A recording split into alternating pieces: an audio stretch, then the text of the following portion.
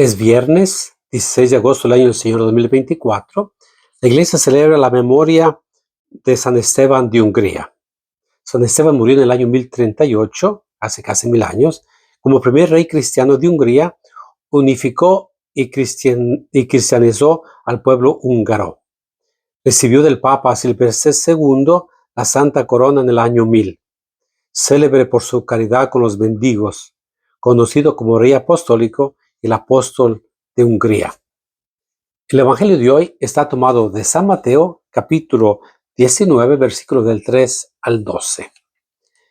En aquel tiempo se acercaron a Jesús unos fariseos y para ponerle una trampa le preguntaron: ¿le está permitido al hombre divorciarse de su esposa por cualquier motivo? Jesús les respondió: ¿no han leído que el Creador desde un principio los hizo hombre y mujer? Y dijo: por eso el hombre dejará a su padre y a su madre para unirse a su mujer y serán los dos una sola cosa. ¿Una sola cosa? De modo que ya no son dos, sino una sola cosa. Así pues, lo que Dios ha unido, que no lo separe el hombre. Pero ellos respondieron: entonces, ¿por qué ordenó Moisés que el esposo le diera a la mujer un acta de separación cuando se divorcia de ella? Jesús les contestó: por la dureza de su corazón, Moisés les permitió divorciarse de sus esposas. Pero al principio no fue así. Yo les declaro que quien quiera que se divorcie de su esposa, salvo el caso de que vivan en una unión ilegítima y se casa con otra, comete adulterio. Y el que se case con la divorciada también comete adulterio. Entonces le dijeron sus discípulos: si esa es la situación del hombre con respecto a su mujer, no conviene casarse. Pero Jesús les dijo: no todos comprenden esta enseñanza, sino solo aquellos a quienes se les ha concedido. Pues hay hombres que desde su nacimiento son incapaces para el matrimonio, otros han sido mutilados por los hombres, y hay otros que han renunciado al matrimonio por el reino de los cielos. Que lo comprenda aquel que pueda comprenderlo. Palabra del Señor. Palabras duras, que lo comprende el que pueda comprenderlo. La pregunta que le hacen a Jesús es para ponerle una prueba, ¿no?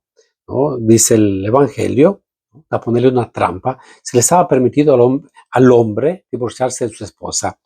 No estaba muy claro en la legislación judía cuáles eran los motivos del divorcio. Entonces había dos escuelas, como diríamos, una manga ancha, así larga, una manga angosta. Los de la manga ancha permitían el divorcio por cualquier motivo. Basta que el hombre no estuviera contento con su esposa y le escribía un decreto y con eso quedaban divorciados. Y otros, la escuela más estricta, solamente permitía el divorcio en caso del adulterio.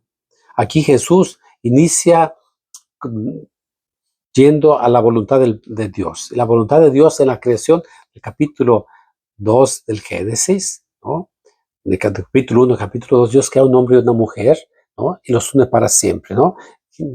Por eso el hombre deja a su padre y a su madre y se une a sus mujeres, son los dos una sola carne, una sola cosa, ¿no? Entonces, lo que Dios unió, que no lo separa el hombre, ese fue el plan, el proyecto de Dios. De hecho, la unión del hombre y la mujer está bien intrínseca, bien unida dentro de nuestra realidad humana, porque fuimos creados por Dios para la unidad, ¿no? De hecho, la diferencia entre el hombre y la mujer es bien poquita, varón, varona, y se unen para una unidad, una sola carne, y no solamente una unión de cuerpos, sino una unión de espíritus, una unión de corazones, una unión de proyecto de vida. Y creo que es allí buscar cuál es la voluntad de Dios. Ahora, los fariseos le ponen la excusa a Jesús, ¿no? Entonces, ¿por qué Moisés permitió el divorcio? Y la legislación judía permitía el divorcio hasta la fecha y tantas otras legislaciones que permiten el divorcio. Y el divorcio es una plaga, al final de cuentas. Es una plaga que destruye familias, destruye tantos.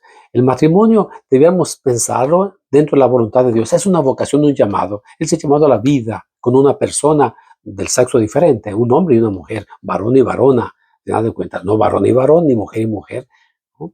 Ese es un proyecto de Dios y deberían las personas buscar qué es el proyecto de Dios y va más allá de mis gustos, de mi placer, de tener relaciones sexuales o de simplemente mientras me vaya bien. Es un proyecto de vida, ¿qué es lo que Dios quiere? Y de hecho la célula de la sociedad, de la familia, es el esposo y la esposa, el hombre y la mujer. Por eso tiene que ser para siempre y no es algo momentáneo, porque es la donación total del uno al otro. O te donas o no te donas. No hay otro. Por eso el adulterio está tan condenado en el Antiguo Testamento. El adulterio destruye las familias, ¿no? Y Jesús lo dice bien claro, el divorcio, ¿no?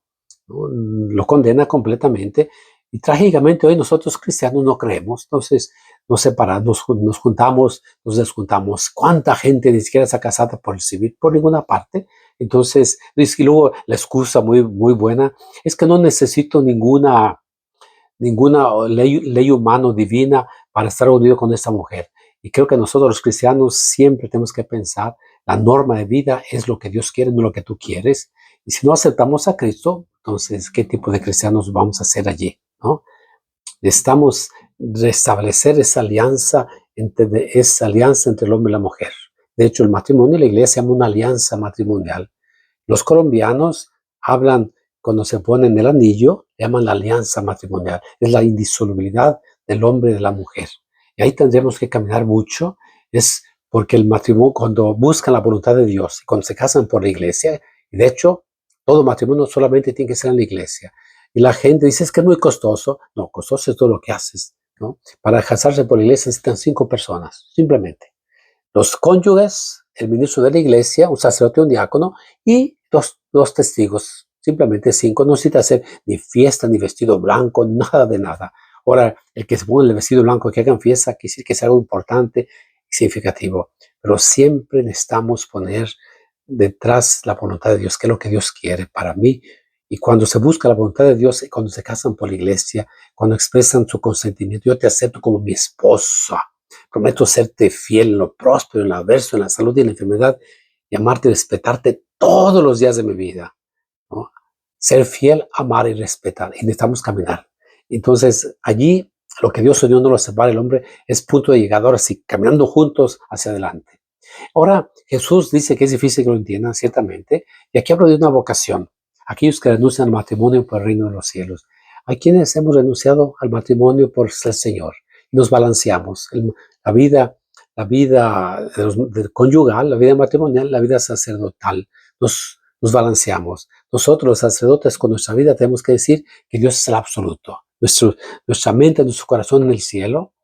Y los esposos tienen que decir cierto, pero en esta tierra hay que poner los pies bien fijos en la tierra. Entonces, unos bien fijos los pies en la tierra y otros miramos hacia el cielo y nos complementamos.